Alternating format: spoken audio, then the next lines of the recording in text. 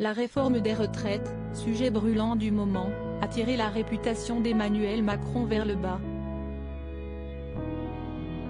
Ainsi, selon un sondage de l'IFOP publié dans le Journal du Dimanche, le 18 mars dernier, la cote de popularité de l'actuel locataire de l'Élysée est tombée à seulement 28% de personnes sondées satisfaites. Et si le chef de l'État a tenté de renouer le dialogue avec les Français en prenant la parole sur le petit écran mercredi dernier, la colère gronde encore.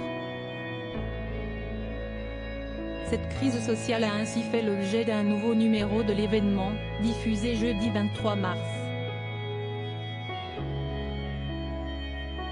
Venue à l'antenne de France 2 débattre du sujet, Nathalie Saint-Cric a dépeint le style Macron pouvant, à son avis, en agacer certains. Emmanuel Macron réussit, il est jeune, il est diplômé, il est riche. Bon voilà, ça c'est quelque chose qui, naturellement, peut énerver les gens.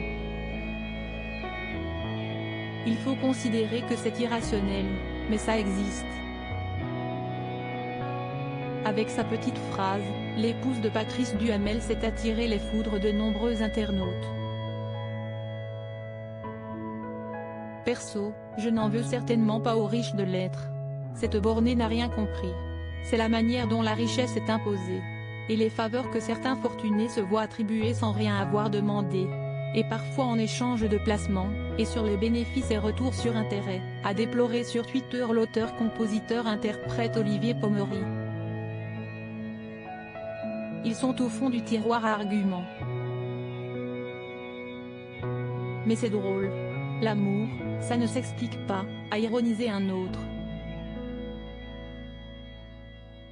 Elle a oublié, il est beau, a renchéri un téléspectateur.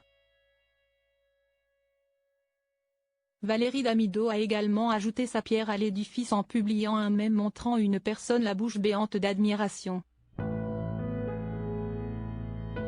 Supérieur à Annie Dupéret, Patrice Laffont.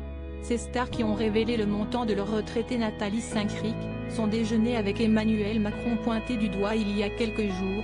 Nathalie Saint-Cric avait déjà été critiquée pour une interaction avec Emmanuel Macron. En effet, en amont de la manifestation du 19 janvier, l'époux de Brigitte Macron avait convié, en secret, à l'Élysée, plusieurs éditorialistes, dont Nathalie Saint-Cric. Le but de la manœuvre ? Permettre que le président distille la bonne parole, donne lui-même les éléments de langage aux 10 journalistes les plus influents de la presse parisienne, afin que la parole présidentielle infuse dans l'opinion et pourquoi pas l'influence, comme l'a indiqué la journaliste Ève Roger dans le programme C médiatique, France 5. Or, beaucoup ne l'ont pas entendu de cette oreille-là, à l'image d'Edwy Plenel, ce déjeuner confidentiel à l'Élysée d'éditorialistes des médias, qui ont tous accepté de taire cette rencontre avec le président tout en reprenant ces éléments de langage, illustre ce journalisme de gouvernement contre lequel nous avons créé Mediapart. Article écrit en collaboration avec 6 médias Crédit Photo, capture d'écran France 2.